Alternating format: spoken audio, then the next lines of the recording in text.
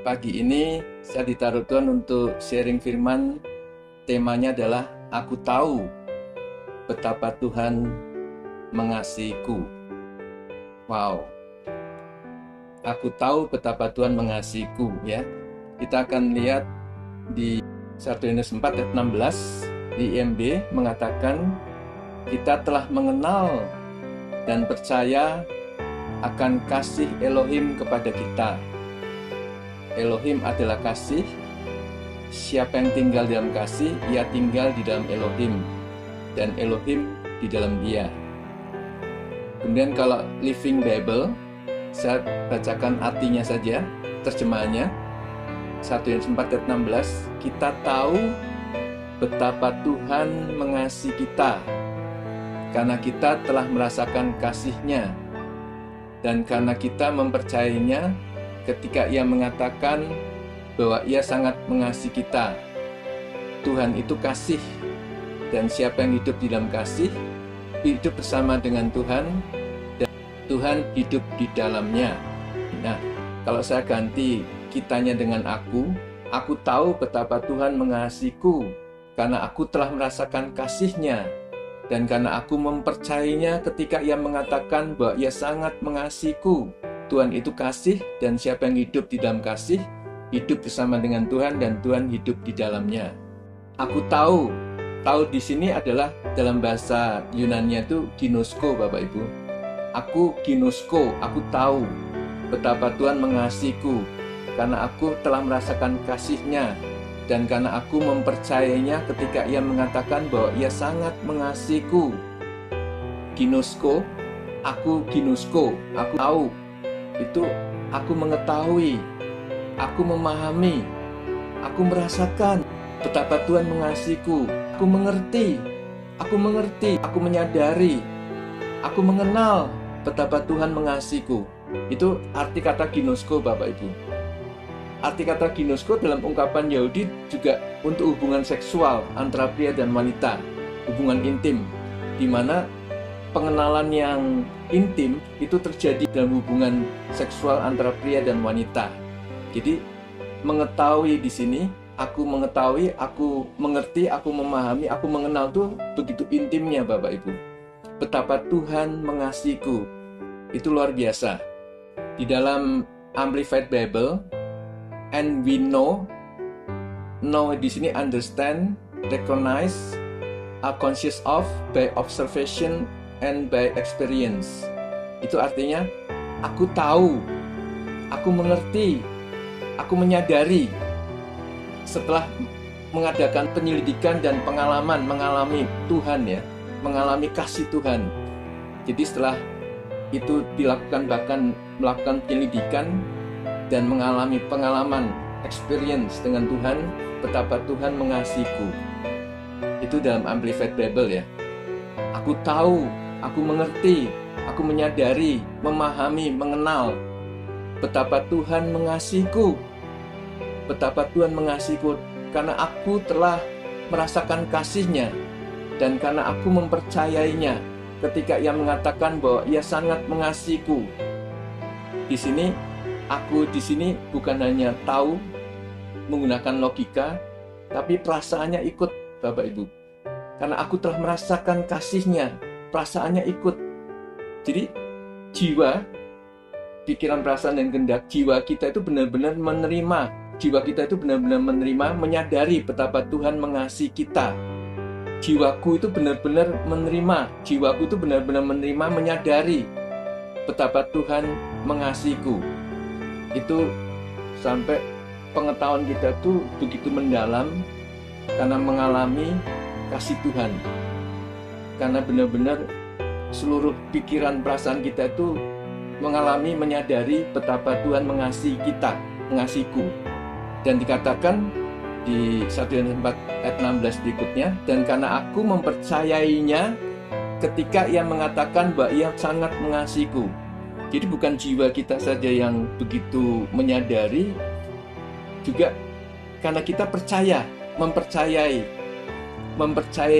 bahwa Dia, Tuhan itu sangat mengasihi kita, sangat mengasihiku.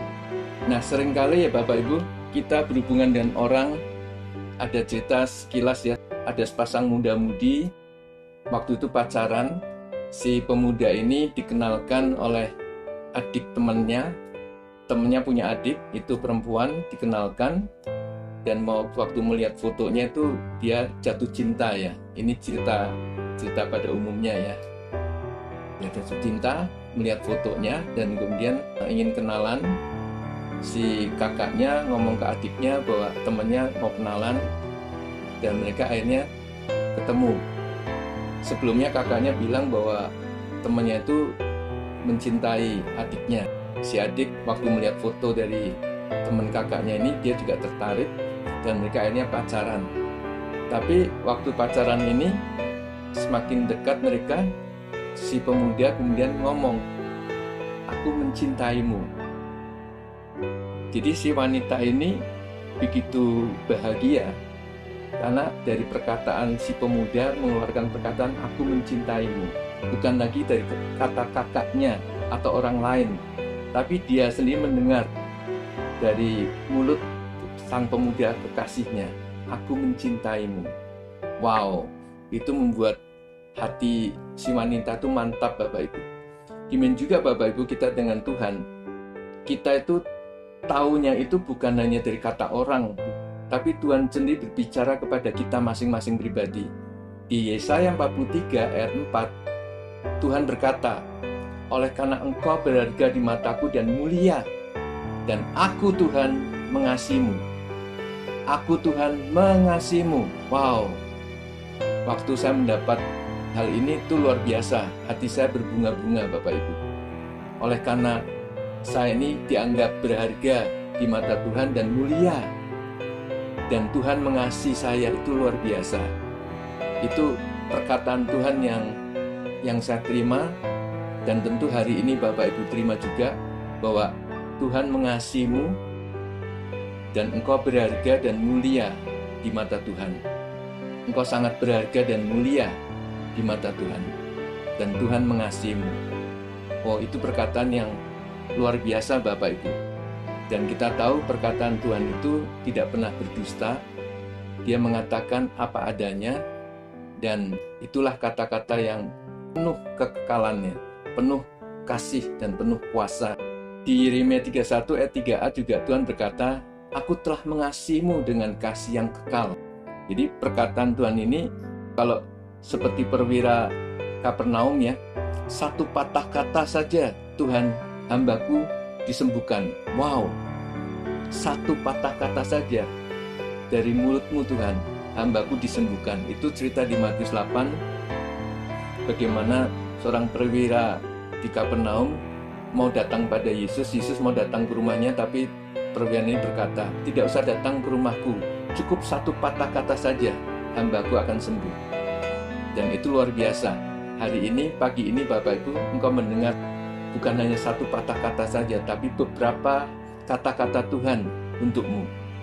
Dan ini sangat membahagiakan kita, sangat menyembuhkan kita, sangat memulihkan kita, sangat membuat kita itu berarti, berharga, dan kita mulia. "Aku," kata Tuhan, "telah mengasihimu dengan kasih yang kekal." Tuhan mengasihi kita dengan kasih yang kekal, kasih tanpa henti, kasih yang terus-menerus, kasih yang tidak berkesudahan, kasih yang tanpa akhir, kasih yang tidak berubah. Manusia bisa berubah mencintai kita, tapi kasih Tuhan tidak berubah. Kasih Tuhan mengasihi kita juga dengan kasih yang tanpa syarat, termasuk kasih tanpa kecuali ya. Jadi nggak ada syarat. Tuhan mengasihi kita itu apa adanya kita, tanpa syarat apapun. Dan Tuhan mengasihi kita dengan kasih yang tanpa batas, kasih yang melampaui akal dan pikiran kita. Wow. Di Yohanes 15 ayat 9 Bapak Ibu, dikatakan bahwa sama seperti Bapa telah mengasihi aku, demikian juga aku mengasihi kamu, tinggallah di dalam kasihku. Jadi Tuhan mengasihi kita, Tuhan Yesus mengasihi kita, itu seperti Bapa mengasihi Yesus. Yesus mengasihi kita, mengasihiku, itu sama seperti Bapa yang telah mengasihi Yesus. Demikian kasih Bapa itu kepada Yesus, demikian juga kasih Yesus kepada kita. Dan kita suruh tinggal di dalam kasih Yesus kepada kita. Bukan kasihku kepada Tuhan Yesus, tapi kasih Yesus kepadaku, kepada kita. Ini luar biasa. Kasihnya sama dengan kasih Bapa kepada Yesus. Kasih Yesus pada kita sama dengan si Bapa kepada Yesus. Dan kita suruh tinggal di dalam kasihnya Yesus kepada kita, bukan kasihnya kita kepada Yesus. 1 Yohanes 4 ayat 10, inilah definisi kasih, Bapak Ibu. Inilah kasih itu, kasih yang nyata, real love ya. Inilah kasih yang nyata. Kasih itu bukan kita yang telah mengasihi Tuhan, tetapi Dialah yang telah mengasihi kita dan telah mengutus anaknya sebagai pendamaian bagi dosa-dosa kita. Dulu sebelum saya mengerti hal ini, Bapak Ibu, saya tiap saat itu lebih memperhatikan saya mengasihi Tuhan, mengasihi Tuhan, mengasihi Tuhan. Saya nggak mengerti ayat 1 Yohanes 4 ayat 10 ini. Belum dibukakan ya. Dan akhirnya setelah dibukakan, saya menyadari bahwa fokusnya bukan mengasihi Tuhan, tapi Dialah yang telah mengasihi kita. Ini sama dengan Matius 20 ayat 28. Sama seperti anak manusia datang bukan untuk dilayani, melainkan untuk melayani dan untuk memberikan nyawanya menjadi tebusan bagi banyak orang. Dan banyak gereja, banyak orang Kristen, orang percaya itu sibuk melayani. Sibuk mengasihi Tuhan, mengasihi Tuhan, mengasihi Tuhan. Saya juga sama dulu selama 17 tahun sibuk melayani Tuhan, mengasihi Tuhan, mengasihi Tuhan. Padahal harusnya kita menerima kasihnya dulu, baru kita bisa, dari kasih yang kita terima akan muncul pelayanan itu. Dari kasih yang kita terima akan muncul melayani Tuhan itu, mengasihi Tuhan itu. Tapi dulu selama 17 tahun sibuk melayani Tuhan. Tiap hari hampir keluar rumah ya. Dari Senin sampai Minggu itu hampir keluar rumah untuk melayani Tuhan terus. Sampai menyia-nyiakan keluarga, kadang-kadang dengan anak kurang. Kita tidak melayani anak, malah melayani orang-orang seperti melayani Tuhan, tapi melayani orang-orang di luar sana. Padahal harusnya kita mengerti bahwa kita itu fokusnya bukan melayani, tapi dilayani oleh Tuhan Yesus. Dan itu yang dilakukan oleh Maria ya. Waktu Yesus datang ke Maria Marta, Maria tahu bahwa Yesus datang untuk melayani Maria, bukan untuk dilayani seperti Marta melayani Yesus. Jadi Maria mengambil bagian yang terbaik, dia dilayani oleh Tuhan Yesus. Yesus melayani Maria, Yesus mengasihi Maria. Maria duduk diam, mendengarkan dan menerima kasih yang diberikan oleh Tuhan Yesus padanya. Tapi Marta, seperti kebanyakan orang Kristen dan saya dulu selama 17 tahun, sibuk melayani Yesus. Sampai akhirnya Marta sendiri kecapean dan dia mengeluh dan menyalahkan Maria ya. Tapi Maria dipuji oleh Tuhan Yesus. Maria mengambil bagian yang terbaik. Nah, Bapak Ibu, itu luar biasa. Kita tidak lagi fokus untuk melayani Tuhan, mengasihi Tuhan, tapi fokus pada dilayani oleh Tuhan, dikasihi oleh Tuhan. Nanti saat kita fokus dikasihi Tuhan, menerima kasih Tuhan, kasih itu akan menggerakkan suatu tindakan pelayanan. Kasih yang kita terima itu akan mengalir, menghasilkan pelayanan. Dan Bapak Ibu tidak usah takut, tidak ada pelayanan. Tidak usah takut. Pelayanan itu akan mengalir, akan muncul dari kasih yang sudah kita terima. Pelayanan itu timbul dari kasih yang kita terima, mengalir. Nah, sama seperti Maria. Waktu Maria banyak duduk diam, terima kasih, satu-satunya wanita atau manusia yang tahu hari penguburannya Tuhan Yesus itu cuma Maria. Di Yohanes 12 mengatakan bahwa Maria meminyaki Yesus dengan minyak narwastu, dan itu dipuji oleh Tuhan Yesus karena dia tahu hari penguburannya Tuhan Yesus. Di Yohanes 12, orang yang menerima kasih Tuhan, dikasih Tuhan, tahu kapan waktunya dia melakukan tindakan, kapan melakukan pelayanan. Kita lihat sebentar ya, Yohanes 12 ya. Yohanes 12 ayat 1, 6 hari sebelum Paskah, Yesus datang ke Betania, tempat tinggal Lazarus yang dibangkitkan Yesus dari antara orang mati. Di situ diadakan perjamuan untuk dia dan Marta melayani, sedangkan salah seorang yang turut makan dengan Yesus adalah Lazarus. Maka Maria mengambil setengah kati minyak narwastu murni yang mahal harganya, lalu meminyaki kaki Yesus dan menyekanya dengan rambutnya, dan bau minyak semerbak di seluruh rumah itu. Tetapi Yudas Iskariot, seorang dari murid-murid Yesus yang akan segera menyerahkan dia, berkata, "Mengapa minyak narwastu ini tidak dijual 300 dinar dan uangnya diberikan pada orang-orang miskin?" Hal itu dikatakannya bukan karena ia memperhatikan nasib orang-orang miskin, melainkan karena ia adalah seorang pencuri. Ia sering mengambil uang yang disimpan dalam kas yang dipegangnya. Maka kata Yesus, "Biarkanlah dia melakukan hal ini, biarkanlah Maria melakukan hal ini, mengingat hari penguburanku. Karena orang-orang miskin selalu ada pada kamu, tetapi aku tidak akan selalu ada pada kamu." Bapak Ibu, Maria dipuji karena Maria melakukan mengingat hari penguburan Yesus. Satu-satunya manusia yang mengingat dan dipuji oleh Yesus untuk hari penguburannya adalah Maria. Maria hanya awalnya duduk diam, menerima kasih, sadar dikasihi, menyadari dikasihi, dan orang yang sadar dikasihi tahu dari kasih yang menggerakkannya, tahu kapan dia melakukan tindakan kasih, kapan dia melakukan pelayanan kasih itu. Wow, itu luar biasa Bapak Ibu. Nah, pernyataan Bapa terhadap Yesus sebagai anak yang dikasihi, kita tahu ya, di Matius 3 ayat 17, lalu terdengarlah suara dari surga yang mengatakan, "Inilah anakku yang kukasihi, kepadanyalah aku berkenan." Yesus mendapat pengakuan dari Bapa, pernyataan dari Bapa, perkataan yang dari Bapa, seperti Bapak Ibu hari ini mendengar bahwa engkau mulia dan berharga di mata Tuhan, dan Tuhan mengasihimu. Juga waktu itu di Matius 3 ayat 17, Yesus mendapat pernyataan dari Bapa. "Inilah anakku yang kukasihi, kepadanyalah aku berkenan." Di Matius 17 juga ayat 5, Yesus tidak menerima pengakuan ini, dan tiba-tiba sedang ia berkata-kata, turunlah awan yang terang menaungi mereka, dan dari dalam awan itu terdengar suara yang berkata, "Inilah anak yang kukasihi, kepadanyalah aku berkenan, dengarkanlah dia." Itu juga ditulis di 2 Petrus 1 ayat 17.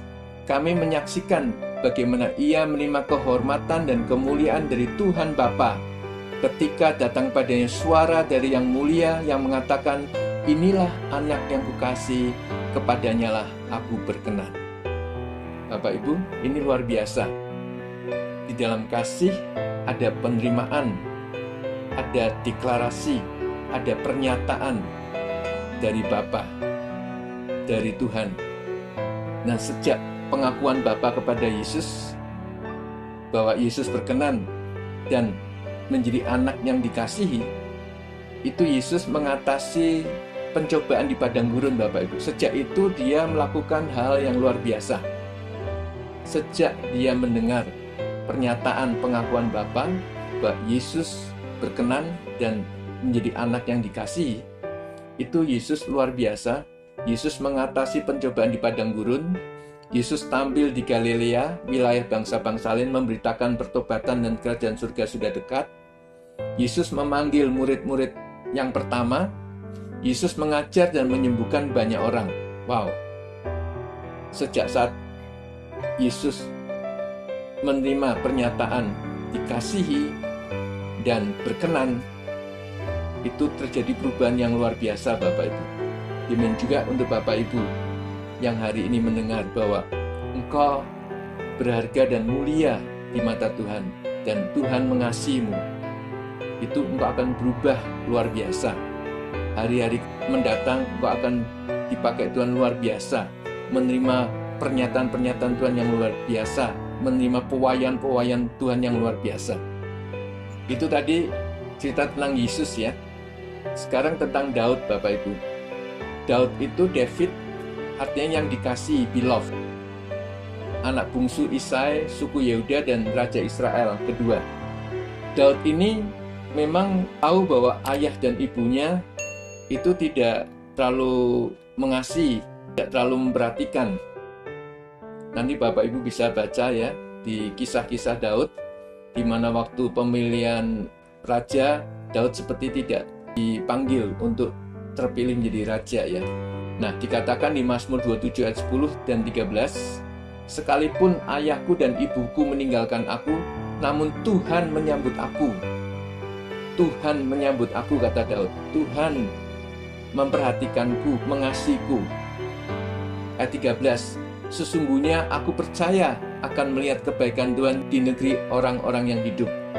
Jadi kata Daud, arti Daud ini adalah yang dikasihi. Jadi walaupun ayah dan ibunya meninggalkan Daud, tapi dia sadar, tahu bahwa Tuhan mengasihinya. Tuhan mengasihi Daud, sehingga dia mampu mengalahkan Goliat di dalam peperangan dengan tentara Filistin. Orang yang sadar dikasih Tuhan yang akan mengalahkan Goliat-Goliat dalam kehidupannya, Bapak Ibu. Raksasa-raksasa dalam kehidupan pasti dikalahkan oleh orang yang sadar dikasih Tuhan.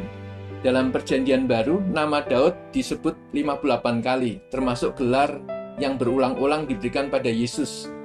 Anak Daud, anak yang dikasihi. Menurut Rasul Paulus, Yesus ialah yang menurut daging diperanakan dari keturunan Daud di Roma 1 ayat 3. Sedang menurut Yohanes, Yesus sendiri berkata tentang dirinya sendiri, akulah tunas, yaitu keturunan Daud. Wahyu 22 ayat 11. Keturunan Daud adalah keturunan yang dikasihi. Keturunan Daud adalah keturunan yang dikasihi, karena arti kata Daud adalah yang dikasihi. Selain Daud, juga Rasul Paulus juga menyadari dirinya dikasihi oleh Tuhan Yesus dan diwahyukan tentang kasih Kristus ya. Di Galatia 2 ayat 20 dikatakan, aku telah disalibkan bersama Kristus, namun aku hidup, tapi bukan lagi aku, melainkan Kristus yang hidup di dalamku. Dan hidup yang sekarang aku hidupi secara jasmani adalah hidup oleh iman, yaitu iman dari Putra Elohim yang telah mengasihi aku dan menyerahkan dirinya bagiku. Rasul Paulus sadar bahwa Yesus telah mengasihiku dan menyerahkan dirinya bagiku, mau berkorban bagi Rasul Paulus ya, mau menerima dia yang begitu banyak dosanya.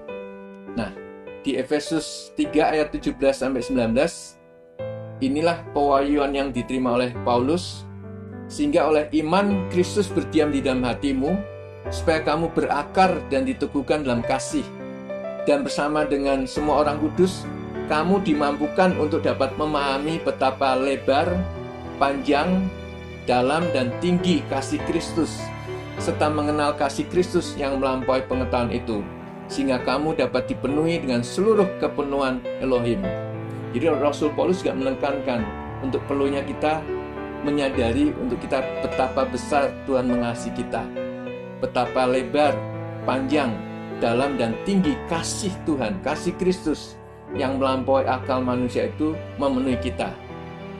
Dan juga selain Paulus, Rasul Paulus juga kita udah tahu ya, Rasul Yohanes yang dikenal sebagai Rasul Kasih, oleh karena menyatakan dirinya adalah murid yang dikasihi Yesus. Yesus mengasihi murid-muridnya dengan sama, Bapak Ibu.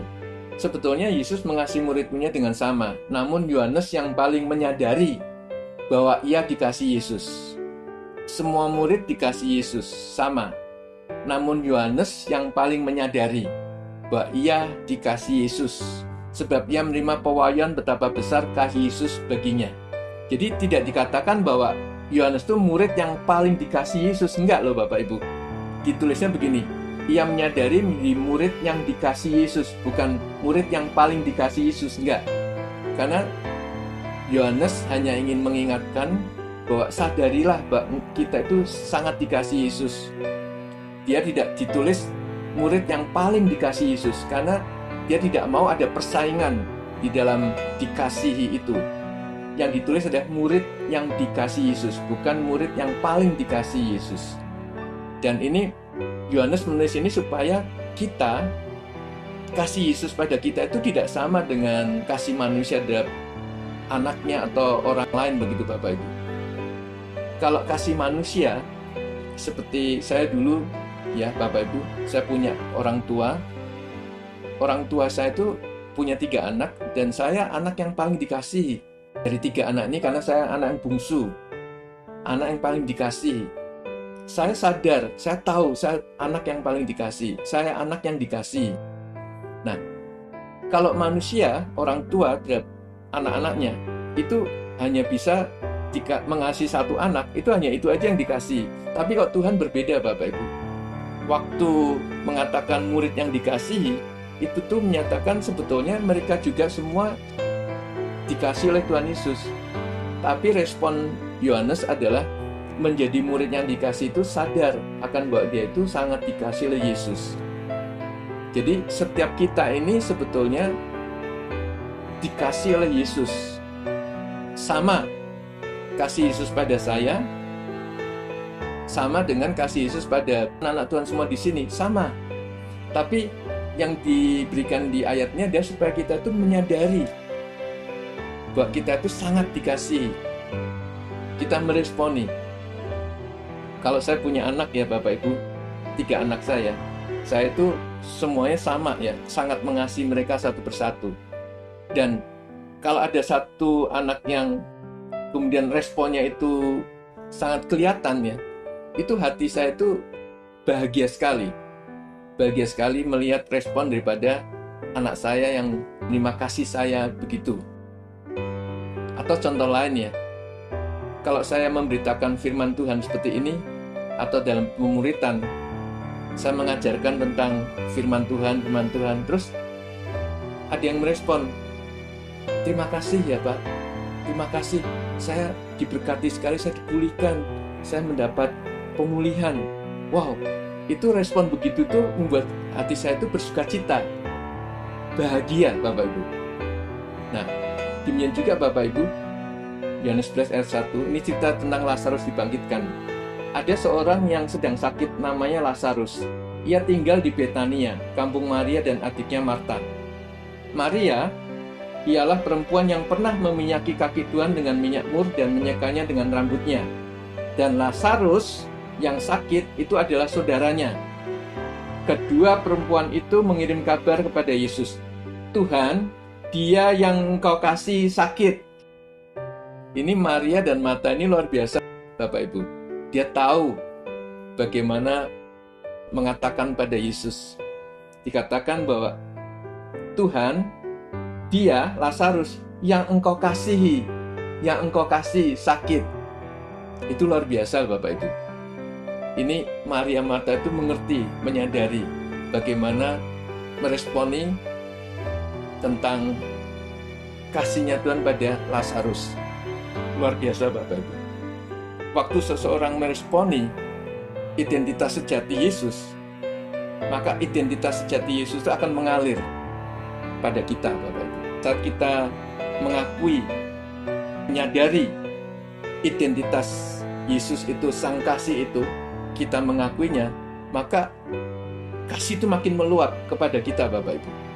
Kebaikan Tuhan itu makin meluap, mengalir, overflow, meluap, melimpah Bapak Ibu. Wah, ini rahasia yang luar biasa. Maria dan Marta ini mengerti sekali cara untuk menerima aliran kasih yang dari Tuhan. Sehingga waktu Lazarus pun mati, Yesus bisa bangkitkan Lazarus ini. Wow, dan semua orang di situ gempar, sampai semua orang percaya pada Yesus, dan kemudian orang-orang Farisi, orang-orang hukum Taurat itu pada ingin membunuh Yesus dan membunuh Lazarus. Nah, Bapak Ibu, ini luar biasa. Ini kunci ya. Respon kita, pengakuan kita, ucapan kita terhadap apa yang Tuhan berikan pada kita itu luar biasa ya. Nah, sekali lagi, Yesus mengasihi murid-muridnya dengan sama, namun Yohanes yang paling menyadari bahwa ia dikasihi Yesus, sebab ia menerima pewahyuan betapa besar kasih Yesus kepadanya. Yohanes sering bersandar dekat kepada Yesus. Yohanes sering merenungkan kasih Yesus untuknya. Kita perlu seperti sikap Yohanes untuk senantiasa bersandar kepada Yesus, senantiasa bergantung kepada Yesus, sang kekasih hidup kita. Yesuslah satu-satunya sandaran hidup kita. Di Yohanes 13 ayat 23 IMB, seorang dari antara murid Yesus bersandar padanya, yaitu murid yang dikasihinya. Ternyata pernyataan bahwa Yohanes adalah murid yang dikasihi Yesus hanya ada di kitab Yohanes, Bapak Ibu. Sedangkan di kitab Matius, Markus, dan Lukas tidak ada. Yohanes benar-benar menyadari betapa besar kasih Yesus baginya, sehingga dia menulis di kitab Yohanes bahwa dia adalah murid yang dikasihi Yesus. Yohanes 19 ayat 26-27, kemudian ketika melihat ibunya dan murid yang dia kasihi berdiri dekatnya, Yesus berkata kepada ibunya, "Hai wanita, lihatlah anakmu." Sesudah itu dia berkata pada murid itu, "Lihatlah ibumu." Dan sejak itu murid itu menerima dia di rumahnya. Nah, ini Bapak Ibu, ibu Yesus ada bersama dengan murid Yesus yang dikasihi. Harusnya perkataannya kan tulisannya begini. Kemudian ketika melihat ibu yang dikasihi oleh Yesus dan murid yang Yesus kasih berdiri di dekatnya, Yesus berkata kepada ibu yang dikasihinya. Harusnya kan dikatakan begitu, tapi ini yang dikatakan murid yang dikasihi itu hanya satu, Bapak Ibu, murid yang dia kasihi. Ibunya tidak, harusnya yang paling dekat dengan Yesus kan ibunya. Tapi di sini ditulis bahwa yang ditulis dia yang dikasihi adalah murid.